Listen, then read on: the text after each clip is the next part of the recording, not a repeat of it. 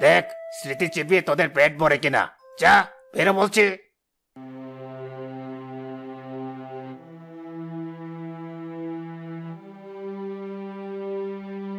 বাঁচাও! কিসের শব্দ? কেউ কাঁদছে নাকি?